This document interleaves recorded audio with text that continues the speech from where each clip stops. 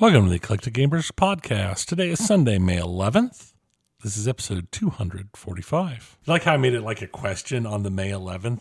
I actually didn't pick up on that. Okay. I think, but I have my sound turned down a little bit. I think it is. Yeah, it is May 11th. It is. It is. May the It 11th is. be with you. May the 11th be with you. 11sies. It's 11sies. Oh, the afternoon tea of days. Yes. So I'm Tony. I'm Dennis. Tony, this one might not be particularly long, but maybe the listeners will be grateful because of that. But we have to do our introductions. We are. Introductions. Let's see here. I had a bad medicine interaction and spent most of the time since the last episode super sick due to a new medication. And I'm now off new medication, and I feel much better. And I'm not going into any more detail because it was bad. Mm-hmm. Yes. But at least you're better now. I'm better now. And that is the key. And I have been just busy with work because, as Tony knows, we had an incident at a nearby city. Yeah. And it required a response. And I actually thought I would be working even yesterday on part of the weekend, originally when it all started up. But things are relatively in hand at this point. So, and I won't, it's out in the public, but I won't go into any more detail because unfortunately none of it had anything to do with pinball or video games. Right. And so I don't want to bore folks. I have been continuing to work on Yakuza. Oh my gosh, that game, it just won't end, Tony. There's so much stuff to do in it. That's like most of the Yakuza. Yeah, but now I'm playing a different main character and I'm back in Japan. It's like, I don't know what's going on. I thought I was supposed to be in Hawaii and I don't know. It's very confusing. Also, we have a new Patreon member to thank. So Darby S joined. Thank you, our Darby. Patreon. So thank you. Yeah, we do very much appreciate it. And we'd appreciate it if more of you would join. It can be done for as little as $1 a month at patreon.com/eclectic_gamers. Okay, enough of the commercial plugs. We got to start with pinball because that's the one we like to start with. I was so hoping. Listen, that they would get do close it. to my mic. Harry Potter. Like, come on, guys. Yeah, that they would do it. That JJP would be like, Do it. Here. Do Yeah. it. Do it. Do it. Do it. Do it. Do it. Do it. Have I ever told you about Darth Jack the Wise? They said he could change the release schedule with the midichlorians to accommodate Eclectic Gamers Podcast's release schedule. It's not a tale Stern would tell you. No. Some would say altering the schedule to be unnatural. But no, he didn't use his Dark Force powers to help us with anything. So I'm stuck with basically zero pinball news. So basically we have, 2 months ago now, he's like, don't buy any other games. Don't spend your money. Save your money. Save it. Save your money. Yeah. It's coming out soon. Save your money. Are you saving your money? I'm almost out of paper towels and stuff. This is getting dire. It is definitely getting really rough. I mean, my pinball fund is just quaking and shivering, and it's 48 cents waiting to go. Mm-hmm. Okay. Well, so what I do have for you, it's not a lot. King Kong, been getting around. Game's been going out. There was an issue with the log diverter that it's an easy fix apparently, and they fixed it now in code. I think the new code has fixed it, where it just needed to have the power upped. It wasn't quite moving the ball quite right with the diversion. It wasn't. However it works. But More power. yeah, more power. I can't. I'm so weak. Okay, no. Everyone's like, quit doing this. This was the prequels, and no one likes them. I mean, I guess we could jump it around this time, and we could let's see, what would be something else that has a power related thing. Well, there was always there was the power needs from the end of Howard the Duck. I don't even remember that movie. And I've seen it more than once, which is unfortunate to admit. Where's our Howard the Duck pinball machine, Dennis? Maybe there's a homebrew. I mean, let's be fair. It's a better theme than some themes people have chosen. Sure. Recently. Oh, no, it is. And obviously Marvel's tried to retcon that movie by trying to make Howard cool and stuff. Right. But this is different now. Anyway, overall, though, reports are that, King Kong's been well received. Selling decently, I believe. Not surprised as an Elwyn title.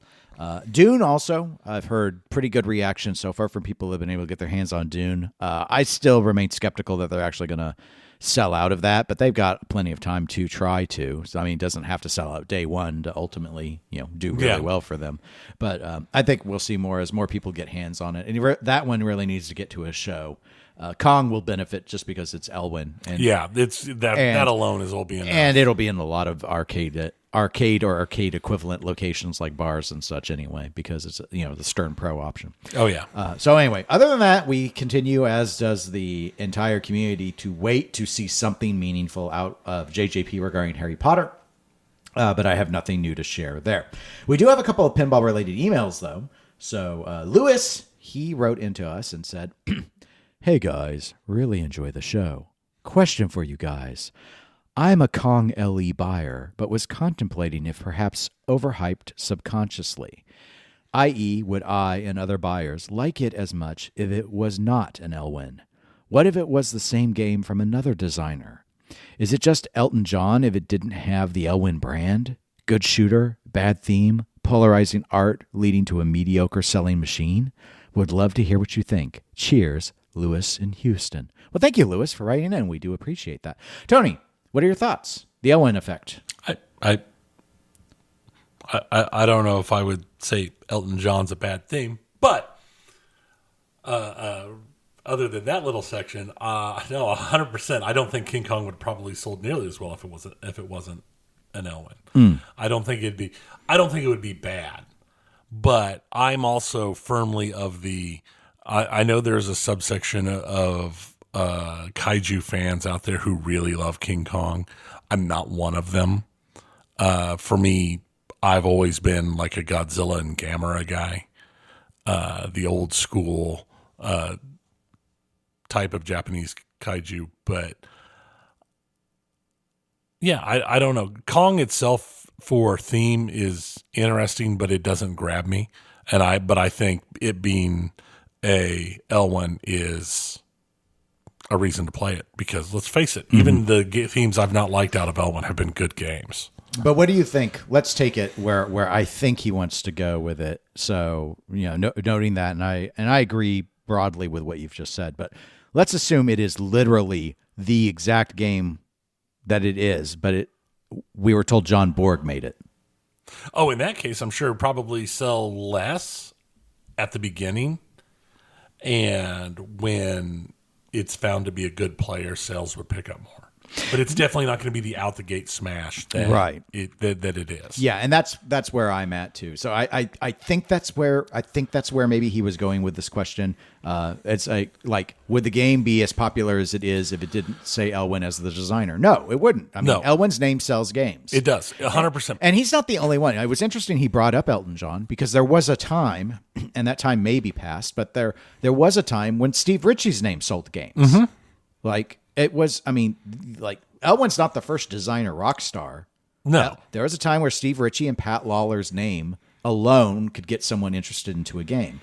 And so, given that, but I agree with you. If it said Borg, and okay, so it's a theme, and you've addressed like the popularity of where Kong may exist in the pantheon of theming. But if it's exactly the same game, exactly the same rules, ultimately, I don't think people are so subconscious as it varies by person. Maybe there are a few, but ultimately, if the game wasn't good, the sales will dry up. Like, right. Elwyn earned his name not just as a high level competitive player and that people like him or anything. It's the games are really good. If Borg puts out a really good game and the theme's meh, it'll sell. That's what ultimately in theory should have happened with Walking Dead. Not the best theme in the world. Took too long to get its rules under its feet, but it's a very well-respected game. Mm-hmm. But again, we've seen this before, and I'll use Steve Ritchie as the example. When he started to have a few games that weren't very good, that ability to just move units because it's a Steve Ritchie went away. Yeah. And that could happen to Elwyn at some point if he gets off of his game. Likewise, you could start seeing a designer that maybe you didn't think a lot of in terms of their games, and maybe they change something up and you start liking them a lot more. I will say I like basically everything Pat Lawler did at JJP better than his old stuff. Like, I was never into his stop and go style of gameplay, but in terms of like what he did with Dialed In, as a case in point, up until Elton John, I thought that was, and still think it's JJP's now second best game. It's impressive. And so yeah, I do think in terms of sales, Elwyn's name moves the units. There will be people that will give the game a chance that would not have otherwise just because of his name. But I do think for the vast majority of people, doesn't really matter whose name is on the side of the tin. Once they taste it, if the taste is good, then the game will be respected. Right. You'd have to be a total poison pill where someone would like a Trudeau. Like if Trudeau got home pin to bring him back, given all the jail time related to sexual abuse and all of that, like that could be one where you'd be like, maybe people would say the game is bad even if the layout actually was okay, right? Because the person is bad. But broadly speaking, in terms of good stuff and not factoring in things like that, I don't really see a scenario where if it said Balser made Kong and it shoots exactly what it is right now, I think people would end up really liking it. I haven't tried it yet myself though. But it would take time. It would but be the a sales game thing is a good point because I know collectors that buy all the Elwins. Yes. And they would not buy this if it wasn't an Elwyn. And it doesn't have anything to do with how good it is per se. It's like if you collected Star Trek games or how many people are going to buy Harry Potter even if it's crap. Oh yeah. They're going to buy it because they buy off of like certain themes or must buys. There are some people that are the designers must buy and Elwyn has gotten that status. And he might not be the only one with that status, but he's the one we all talk about now. Yeah. I think he's the new hotness. Yeah, he's the new hotness. Even though he's been at it for years. He's the current big rock star. Yeah. He's the rock star designer currently. Who else has the success record of him?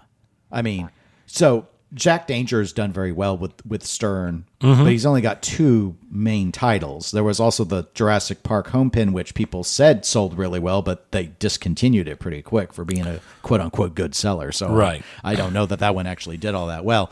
And unfortunately, even though it was hot out of the gate, people are dumping X-Men. Now, that's not Jack's fault. It's that the code is terrible. Yeah. But they're dumping it. So, and his brand gets tarnished by that because the lead designer, basically gets stuck owning the entire thing for good or for ill. That's what happens for having your name on it as a lead designer. Yeah. Even if it's been out of your hands forever, and the problem is they completely changed the code, or they didn't finish the code, or they did something. It's still your name. Yeah, you're still considered the primary. Absolutely. Yeah. Okay, we had a second email.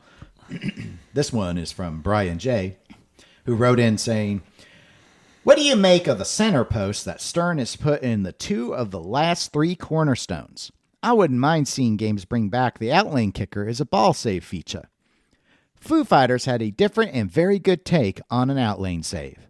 I just noticed with Kong that Stern is now putting on very basic side armor on the premium machines that looks to start with Jaws.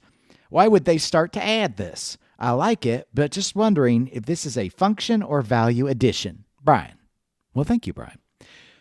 Tony, center posts, thoughts on those? I mean, they're fine, but I like them. I think they give you some interesting options in gameplay, especially for if you really want to toughen something up in tournament by taking it out when people are used to it being there. I think it's fine because it's removable and it's a choice that you can make, and you can have it in or take it out. I like it. I like it as an option. Yeah. Same, as boring as to say, same boat. I think nothing on center posts because they're removable, so who cares? Yeah. I mean, it's like Deadpool stock settings. The outlanes are like super open. It's a very aggressive game. You don't like that, close them up. That's what they're there for. Yeah. So yeah, I haven't really put much thought into it. If you want me to give an opinion on it, not about, because I clearly don't care if they're there or not. The idea, I think, is driven by these games are mostly in the home environment. People want long ball times.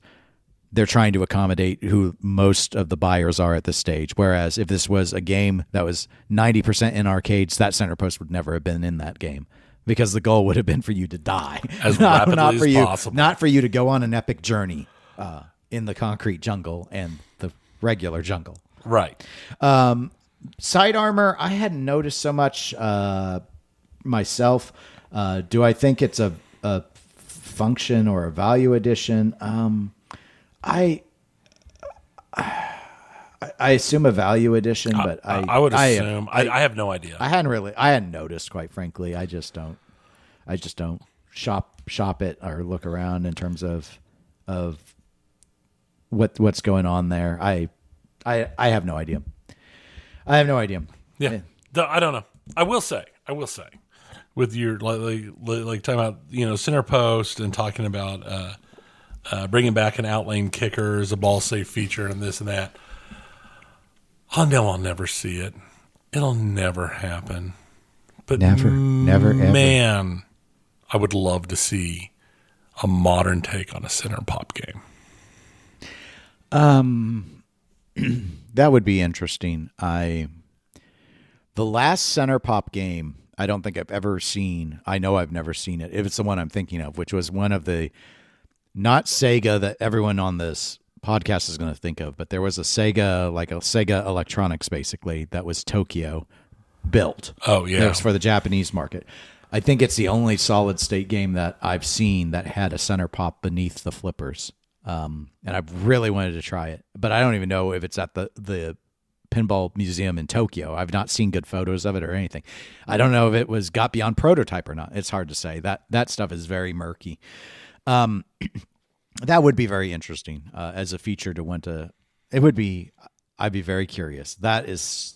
Yeah. Oh, it'll never happen. In my mind, I can't. I'm trying to think who would even attempt it, and I'm just like, because now that Gary Stern's not running Stern, they've gotten more accommodating. Designers aren't forced to have a 3-pop cluster and all this other stuff. But I don't know. Jack Danger got away with doing that. Gold Wings or whatever offset playfield to have the Danger Room added in, or whichever. I forget which pin it was. He did it first, but and that's a pretty bold look. But yeah, I don't think we'll. But I would be interested. It would be very. What an interesting idea. People just want pop bumpers to be safe now, though, so I don't know. Of course, that one's weird because the pop bumper is kind of there to help you, but the flipper gap you get with it, I don't know. With modern code and the journey people want to go on, I don't know if they'd be able to tolerate it or not. What I'd like to see, which is much more realistic, is a return of paddle boat ball locks that take forever to lock them on. No, okay. Tick, tick, tick, Yeah. tick, tick. Maybe not. Tick, maybe tick, don't. tick, tick, maybe tick. don't do that. Maybe don't do that one. Do the center pop instead.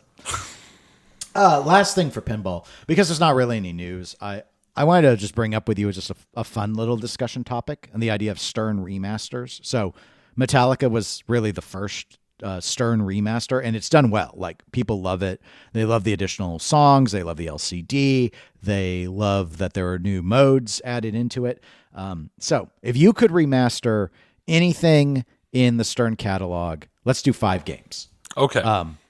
No, only the Stern catalog. Don't go back to Sega or earlier. Well, that's why I'm pulling my thing up. Yeah. To be sure. Yeah, but I'm not going to say it has to be like a Sam game or a Spike game or anything like that. It can be anything that was Stern brand. So basically, you've got like Harley Davidson on or whatever.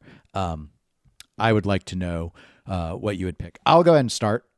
And I'll say, I've mentioned this one before, and it could be ones that you just really want to see, or it could be ones that you just think make a lot of sense. I'll start with one that I think makes a lot of sense, and that's AC/DC. I know they vaulted AC/DC like constantly, but AC/DC is the pinball machine that put Stern back on the map. Steve Ritchie came back. They did it. It sold great. And that was like, to me, that's really the start of when Stern started to have these great successes with really popular machines that were seen as being arguably better than what Bally Williams had done in the 90s. And they had struggled to get there. So I would go ahead and say that for commercial reasons, I won't say it would necessarily do as well as Metallica. There are a lot of people that prefer I'd say the rule set is stronger on Metallica. I personally prefer the layout to AC/DC, and I think it's off that ground that it may hold up really well. Not to mention that's a game that, broadly speaking, depending on which version you saw, some of the art packages were pretty bad, especially the playfield art. So it wouldn't hurt to get a facelift. Very true. In that one's case. So that'd be one of mine that I would name. Do you have one in mind, Tony? I do. In all honesty, it would almost my issue with it as a putting it back out is that it would almost require a full retheme. But World Poker Tour. Okay. I really enjoy World Poker Tour. Yeah. Overall, the way it plays and the drops and everything on that game. But I have a real hard time seeing it without a full retheme is my concern. I know the World Poker Tour still kind of exists, but we're not in that world where people cared about it like it used to be. So I just don't know how well it would do in that case, but it's a game that I've always enjoyed. Okay. Another one for me, Lord of the Rings, commercial and personal pick. I mean, White Star game definitely could warrant a facelift on that one. Not to mention improved sound quality. However, the callouts are awesome. Incorporating moving clips instead of the DMD. That game does have a few rules that weren't being tweaked, and you could do that on the remaster. Like maybe the Golem multi-ball needs to be rethought. The game is the game's very multi-ball heavy in terms of how you try and progress. So maybe restructuring the progression of the game itself could make a lot of sense. But it's got fun toys. It's an iconic movie. We're just past the 20th anniversary of it, and it still remains a favorite of many people. In terms of filmography. So I would say that one definitely warrants it. And it's been a game that people have been begging just for a vault of. So this one would do gangbusters. This one would do better than Metallica. Yeah, it would. I think it would be the best-selling remaster that Stern could possibly do in their catalog. But all right, so that's my number 2. You got a second one? I do. It's one that people have talked about for a while, I think, but Tron. Yeah, I think that would sell a lot. I think Tron would sell a lot. Getting a new version of Tron out there would definitely be something that would be popular overall. Because I mean, that it's fun, and it's got up until like the last 3 or 4 years, Tron has one of the best light shows there was, and until the insanity of light shows that we've started seeing in the last couple of years. But I think it would sell great. Okay. Third one I'll go ahead and pick is Game of Thrones. So interesting. Yes, that one I know felt like it was out of left field. A lot of people would argue that was the last really great layout Steve Ritchie did for Stern. I would tend to agree with that. Obviously, we're a ways away from the show. However, the show itself was very popular. The DMD never felt like it worked very good to me on Game of Thrones, so I think putting that as an LCD and doing more with clips from the show, just don't focus too much on the last season because nobody likes it, but the rest of the show, pretty popular. So especially if you could remaster it and maybe get some of the cast to come in and do voice work. That would be good. That would be a good opportunity there. But battering ram toy, the dragon, all of that. And again, given how they've done the remaster before, there probably wouldn't be a pro version. Maybe they could do some tweaking to the upper playfield on the premium LE, approach, which I assume they'd take to make it. That one was actually a decent upper playfield. I preferred how the pro played overall because it was much more fast and flowy, but that was actually an upper playfield that I did enjoy doing. I just if I had to pick pro or premium, I'd pick pro, but it was one of the best done upper playfields. You weren't up there very much. There was actual stuff to shoot for. I do think the theme is beloved enough. You could argue House of the Dragon has kept it in the mind's eye of a lot of people, not just those waiting for George R.R. Martin to finish his books. But yeah, that's going to happen. So anyway, I think it's strong, and you could build on the code set there. But overall, it's in a pretty good spot. So.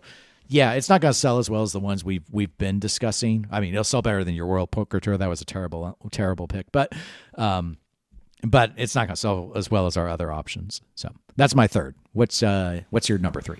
Star Trek, rethemed to Strange New Worlds. Okay. Get Anson Mount in to do some voice calls, or one of the other actors. I just think Anson Mount's the obvious one to me. About all you would really have to change would be like swapping the Vengeance out for a different model to stand in place of the Vengeance, and you could do Klingon D7 or a model of one of the Gorn ships from the big Gorn cruisers from the last season finale type thing, something along those lines. And I think most of the other stuff you could play around with, leaving the modes about the same and it not being a huge deal with just slight like name changes or something. Right. Because it's really just shoot they have certain sections lit for whatever. Yeah. Yeah, because that's an interesting rule set that it has. Because then that would route you into what's current in Star Trek right now. Sure. You get to save a good layout, a fun game, and still keep the overall theming. Okay. I will do Ghostbusters as my number 4. So the only thing with Ghostbusters where I hedge is because it's a Trudeau game, whether or not what people's reaction might be. But a lot of people in the hobby now don't know about his background. But it's a layout and because remasters are willing to make adjustment, well, with a Vault, I would never, and I often argued against it. But it's a game that people have wanted a Vault of. A remaster means we could address the flipper gap, which makes people very frustrated when they play the game. I also think a couple of the shots could use a little bit of tweaking. The right ramp in particular comes to mind. The rules could definitely use it got rebalanced, and it's in a much better state than where it was when we first played it competitively. However, I think like doing away with lottery pop bumpers, which is something I don't think anyone likes. Yeah. Wouldn't be a bad thing. You could definitely put in more modes from the movie and actually do clips from the movie. In fact, maybe get rid of the Scoleri brothers and make it fully just the first Ghostbusters and not like they're the one thing from Ghostbusters 2 in that game, which is good because Ghostbusters 2 compared to Ghostbusters is not a very good movie. But Right. Or you need you need to go all in, and we need Vigo, and I want call outs with like Vigo. Yes. So, but I think it would sell very well. And it's a fun game. Don't need to change the call outs though. It's got some of the best call outs in all of pinball as it is. Like it and Lord of the Rings, I think, are right there neck and neck for great call out packages out of Stern. But that's my number 4. Do you have a number 4? Oh, I'm starting to scrape barrels here for. Well, maybe do a dark horse, something that you wouldn't normally pick, but you just think it would be weird to see. I mean, do we need a new Simpsons pinball party? I thought about putting that as a number 5, but yeah, okay. I mean, the show's still going. Yes, the show is still going. I'm sure it would find a few sales here and there. But you don't think it'd find a lot of sales? I don't think it'd find a lot of sales in this day and age. Okay. But I mean, it is something I think would be better than some of the others. I mean, like, wow, I might like a new Elvis. Oh, that was another one I was about to say too. It's like I thought for a dark horse one. Come on, Elvis! Like the hound dog shot. You love playing Elvis. I love Elvis. I think Elvis is better than Simpsons Pinball Party. That's an interesting take. Go ahead and send those emails in here. I'm just going to let you know right off the bat that I prefer Elvis to Simpsons. Sorry, I enjoy Elvis. It's a fun game. So are those your 4th and 5th? Yeah, okay. Yeah, sure. Why not? I stole your thunder. You did. Now I'm like, okay, well, what weird one I'm going to be like, just because I wanna see him try. Yeah, all right. I'll give you it. Wheel of Fortune. I almost said Worlds of Fun. Wheel of Fortune. The code never got finished. I've played it one time. It's a weird layout. Just modernize the art. Give it I don't know. Get Pat's retired now. He ain't doing anything. Have him do some call outs for it. Throw in some shots from actual contested stuff from the show, and maybe redo the entire rule set or something. But finish it, and there you go. You got. Come on, it's an evergreen game show. Everyone knows the wheel. They do. It was a key plot point in Arachnophobia. Option 2: change Wheel of Fortune to Arachnophobia, and have Wheel of Fortune just be a part of it. That's always an option. So I will say I had to look up stuff because my very first thought, it's a Sega game, so it fell outside. Right. That's why I had to look it up. But with all of the talk of an X-Files reboot, X-Files was my thought. Mm-hmm. But it fell outside the window. I said no. You can't have it. Let's do that. Let's go with James Bond. Gomez or the Elwyn? Yeah, like straight up go with the new James Bond, but rethemed Austin Powers. So you're bringing back Austin Powers, but with a good, but only as the thing, but with a good layout. But with a good layout. Okay, well, that's extreme. I mean, another option I could have thrown out was say they could remaster John Wick, and I just say try again. Just start over. Just start over. Just start over. Yeah. Just completely. Try again. You have a theme that should work. Just try again. I mean, now we're just being mean. I mean, if we were being mean, we'd be like, let's redo let's take Avengers, but retheme it to the old Avengers TV show.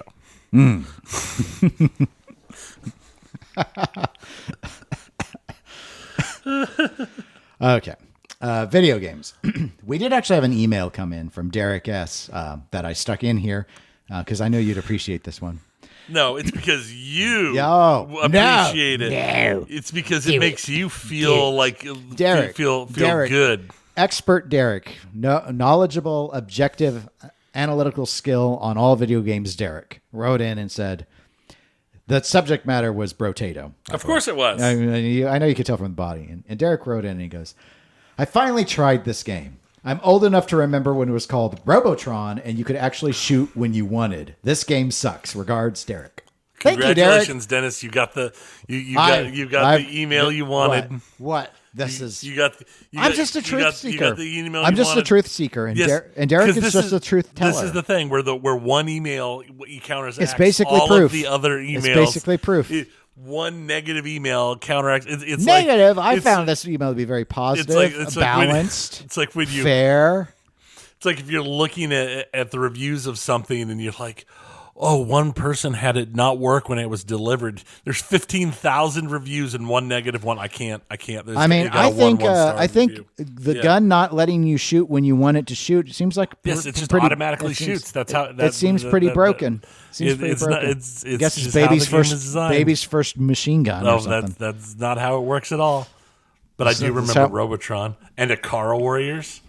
And all the other games like that. Remember the arcades when they had the joysticks that you rotated to control the direction you were, so you could move one way, but the joystick would rotate and click into position to let you control the direction you were shooting. I don't think I played any of those. Sounds terrible. Sounds like a Brotato. Anyway.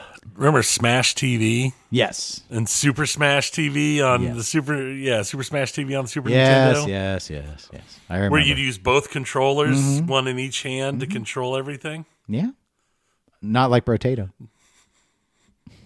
You're right. They're better. That's what Derek has basically said. Thank you, Derek. Tony is very grateful that you wrote this in. Yes. I'm the grateful one. I feel the appreciation from across the card table. I 100% accept his belief. It's your inherent joy at somebody not liking Brotato, letting you. What you won't joy? Even try the game. What joy? I've got Yakuza's to play. You got Yakuza's. I still have Alan Wake 2. I haven't started. And I've owned it like 8 months now, and I wanted that game, but I can't justify it until I get through Yakuza. I've let Tunic go. I'm just like, Furry Zelda is too hard, and I've abandoned it. You're done with Furry Zelda. I mean, he's still on the install, and he's still on my home screen, but I'm just like, you see it, and it's just kind of you're gonna die to these explodey drones again, aren't you, Furry Zelda? And he's like, yep. I'm like, we're not gonna play then. But you haven't quite taken the step to just delete. Just delete. I know. You know how it is. You know what it is. It's like with BattleTech. He's basically Furry BattleTech. No, because I still play that game. Yeah, well, I mean, I could still play this.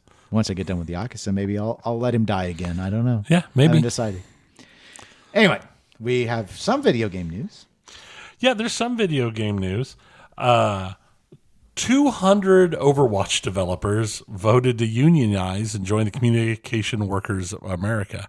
So we've been talking off and on about the unionization that's been kind of overtaking video games, and there's been a lot of them. But since the even within like the whole Activision Blizzard group, there's been a bunch, but this is the first big group of Overwatch being actual developers to step up and fully unionize, which Interesting. could be an interesting run. I hear good things about the direction Overwatch is moving right now. Have you tried Stadium yet? I've not. Has your eldest tried it? She loves it. It's awesome. Yeah. It is. Except when I lose. I still get mad when I lose. She loves it so much. It's just, I don't know. It just adds all this flexibility. Yeah, It's she just- keeps it's going on about how much better Overwatch has gotten. So it's great. And interestingly enough, I took my dog to get her vaccinations. Yes. And the lady who was checking us in at the vet asked me if I like where we got the name from, and I said, "Oh yeah, I named her after the Overwatch character." And she like squeed, and she's like, "I love Overwatch so much." So I told her about our other dog named after an Overwatch character, and she squeed again, and she's like, "I'm gonna name my dogs after Overwatch characters when I Just the don't name next time I get McCree one." or Cassidy or whatever it is now. You have to change your dog's name. Right. Imagine the dog's trauma. Like The- 5-year-old the- dog. Your name is Cassidy now, Your name's dog. Cassidy now. Oh, so also big news here is Nintendo has had a whole bunch of stuff come out. Yes. They updated their account agreement with a warning against unauthorized use that says, and I quote, "You acknowledge that if you fail to comply with the foregoing restrictions, Nintendo may render the Nintendo account surfaces and or the applicable Nintendo device permanently unusable in whole or part." Oh, you were giving them permission to brick it. So yes, by agreeing with your account agreement, you give them the permission to brick your Switch. Just straight up, if they find you like cheating or pirating games or whatever else, you straight up give them permission to brick your machine. So That's very aggressive. that is super aggressive. I mean, it's one thing to like ban your account and say, well, you can't go online anymore. Your Nintendo account's banned, but you can still play games. But it's a whole nother creature to say, oh, we clicked the off button and your hardware that you bought is now dead. So, yeah, I'm curious to see how long it takes for the first legal filings. Yeah, because that was where I'm at with it. It's you're not leasing the device. You own it. So, and it gets into like what you're allowed to do with your own property sorts of thing. I get all right, if you're cheating in a game, you're not allowed to play that game online, for example. But Right. if you were to that's modding culture. Like if you were to mod your stuff where it doesn't hurt anyone else, or you're doing a single player thing, I guess they could brick your system for if you had a way to mod on Nintendo by accessing the device or Right. And that's a concern. It's how far will they take this kind of it's Nintendo. ability? They'll take it all the way. I know. Nintendo, who goes, hey, look, here's these really popular channels that have been playing our music, so why don't we generate our own music app? Cancel, like copyright strike all those other channels, and then charge like $10 a month to listen to Pallet Town. No, this is the same Nintendo that for Switch 2 decided that you had to pay for the tutorial. Right? You want to learn how to use your machine? $10. I still don't get it. This is so weird. They've also announced that they are going to be considering Switch 2 price changes after launch if there's any significant changes in the tariffs. Not surprising there. Nah, yeah, I wasn't overly surprised by that myself. I figured they'd lock everything in for launch and then just see what happens after. Yeah, I went and bought my couple. You bought your Switch 2? No, I went and bought my Pixel 9a. Oh, I went yeah. and I was like, I think the price might go up. And it just came out, so I wanted to go ahead and get it because that's 3 generations now. My 6A wasn't having problems, but I was just like, I'll take the additional battery life and I don't want to worry about it with the tariff because I won't want to buy it once the tariff drives it up $50 or $100. Right. I have a 5A, and I've been considering the exact same thing, just because it's like, maybe I'll just grab it because I've had this phone for a long time and I can keep my current phone as a backup. And I went and traded mine. I tried to order it off Amazon, and then they delayed it, and I saw the place I ordered it from no longer had them, and I just canceled it. And I checked with T-Mobile, and they're like, "We'll give you $50 for the 6." And I was like, "Okay."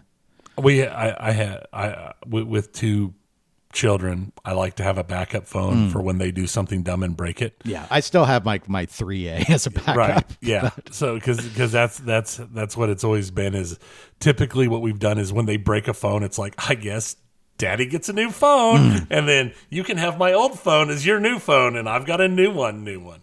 Because Clever. Yeah.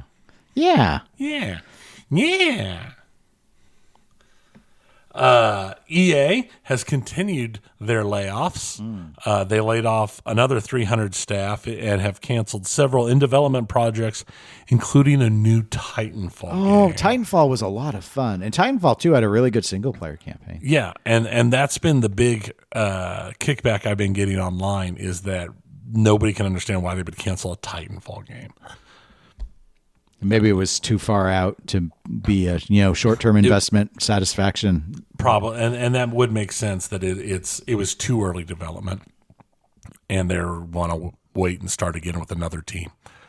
So, but we'll see how that goes. Xbox put out a whole bunch of announcements that they are increasing hardware cost worldwide because that's what what you expect is for the prices to increase on old game systems that are only a couple years from being replaced. The Series X is going to go up to $600. That's up $100. The 2 terabyte version is going to go up to $730. Wow, that's up $130 and makes it more expensive than the most expensive PS5. And they also announced that they've got the new first-party games that'll start coming out in the holiday season are going to be priced at $80. That's Nintendo's fault. That's but the rest of this, I'm guessing, is tariff. That would be my guess. But except for it's worldwide. They're increasing the prices in the UK and Europe as well. Oh, maybe they're using the rest of the world to subsidize some of what they would have had to increase on us. And it could be. But still, it is one of those things that it's just like, increasing the game when the game is like just a couple, the console is just a couple of years from being obsolete and replaced. It's a bad move. This their is not sales. Their sales are going to collapse. There's no way. Their sales are going to completely collapse. Well, they're so low already. Maybe that's true. Maybe it doesn't. Maybe they really don't matter. care. Maybe this is to try and goose some last sales. They make the announcement hoping to sell a few last ones before the price change. Yeah, there was I heard on a podcast there was a wristwatch company, Seagull, the Chinese manufacturer, and they had apparently a sale on their or a thing on their website saying like buy now before the tariffs, and like any watch ordered before May 1st would be tariff free, and the tariffs are now in, and a watch that that had been reviewed, and it was like I don't remember how much they said it was. I think it was in the neighborhood of like $800 or something, went up to $1,200. Oh my God. It's just like, okay. Crazy. Yep. And the last thing I have. I looked ahead. No, say it not so. It's so. The world is waiting. Everybody's sad. Just the world. Except anyone who is cloaked in who is going to have a sadness. game come out this year is probably pretty happy now. Yeah. Yeah. Rockstar has announced that they are delaying GTA 6 until May of next year. Mm-hmm. So, happy holiday season to all of the holiday season games who no longer have to fight GTA 6. Yep. Nope. This is a boon for so many companies. Yeah. It's pretty big. And they're releasing it literally like, I think it was May 26th of 2026 or something. It's right at the end of May, so it's just as summer vacation starts. Okay. So they totally know their target audience. Yes. Yep. So they do. So GTA will be dropping just before summer vacation starts, and at least everybody knows not to have any games drop in May next year. Basically, yeah. You don't have to save your money right now, though, guys. It's like the opposite of a Harry Potter. But it's going to be $80 or $100, guaranteed. Oh, sure. Guaranteed. I guarantee. But the hardcore fans will play it for a decade, so it's probably pretty good. Pretty safe. Your price per day is pretty solid. Yeah.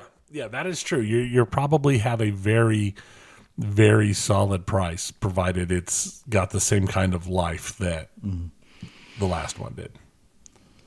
But that's what I have. That's things are more expensive. Things are delayed. People have been fired. And Nintendo owns your soul. Yep. And they'll brick it if they don't like it. They'll brick your soul. What happened? Mommy, why is Daddy's eyes gone white? Oh, he cheated. He cheated in Splatoon, and Nintendo took his soul. It's a brick now. It won't work right. So he doesn't quite work right anymore. His soul He's a good paperweight. His soul's now powering Nintendo's creation machine.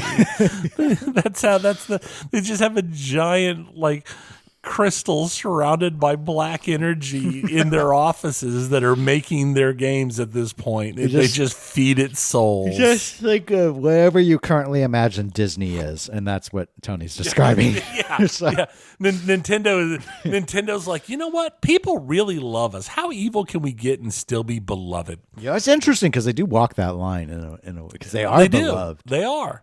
And you can say the same thing about Disney. Disney is happiest beloved. place on earth. I know some hardcore Disney people. Oh yeah, Disney is beloved. That's like Zach's from the pinball show's favorite cruise are the Disney cruises. I think he goes on 2 or 3 a year. That's insane. Mm-hmm. I mean, well, if you were a powerful pinball distributor, you could go on cruises too. No, that's true. I could go on cruises, but here's the thing: is I would go on I think it's Viking. Where there's no one under 18 or 21 allowed. Yeah. Okay. That makes sense. Because for some reason, the thought of being on a cruise filled with screaming children does not seem like vacation to me. It seems like the opposite of vacation. I've never had an attraction to a cruise. I'd rather just go up to Alaska again or something instead of riding on a boat. That's true. I don't mind a boat tour, but I don't really want to be on just a floating thing for an extended period of time. I don't know. It just never clicked with me. I don't know. I've not done one. I would like to do one, but I've not done one. Okay. I do plan on at some point, returning to Alaska, and I'm driving it. I want to make the drive. Canadians aren't happy right now, though. You gotta be careful. That's true. I got to watch out for the wild Canadians and stuff, but I really, that is like a bucket list item for me because I enjoyed Alaska so much when I went with you and visited it back in the 90s, and I want to go again, but I really badly want to make the drive just because I've heard the route is so pretty and it's such an interesting drive, and I am very much a journey before destination kind of guy. The journey is a huge part of the trip for me. That's why I don't like necessarily flying to stuff. I have no problem with flying. I actively enjoy the act of flying. I just always feel like I've missed so much of the journey that it makes the trip less special to me. Makes sense. I could see it. With certain things, if you're going, if I'm going specifically for a convention or for a work convention or some very specific thing, I understand it, but it's still not the same to me as if I get in a car and I drive to the destination. I have flown to Baltimore and I have driven to Baltimore, and I enjoyed my time in Baltimore on both of those occasions. But I feel like the drive to Baltimore, even with the bad stuff that happened in the drive to Baltimore, is more special to me than when I flew. Okay. Well, what's special for our listeners right now is we're at the end of the show. We are. Again, so they could have shut it off and stopped listening to me rant about driving. They could have, but they didn't. So if they want to write in about driving versus flying, they can at eclecticgamerspodcast@gmail.com, or they can go to facebook.com/eclecticgamerspodcast and talk to us there. Also, if they want to support the show, patreon.com/eclectic_gamers. We're available on Twitch and Instagram as eclectic_gamers. And we'll be back in a couple weeks. Will Harry Potter finally be out? No. Maybe. No. Maybe. People have been saying into May. Saying be out. Be out. Be out. That's the trailer stretchy. be out. Okay. The trailer be out, but the game be out. out. This is JJP we're talking about. Maybe they've been building them in the shadows. Maybe. Maybe they have. Maybe they've got Dementors I assembling haven't them. been there. I haven't taken a tour. I don't know. Dementors assembling them in the darkness. That could be. Well, anyway, until the next episode, my name is Dennis. I've been Tony. I say goodbye. Bye.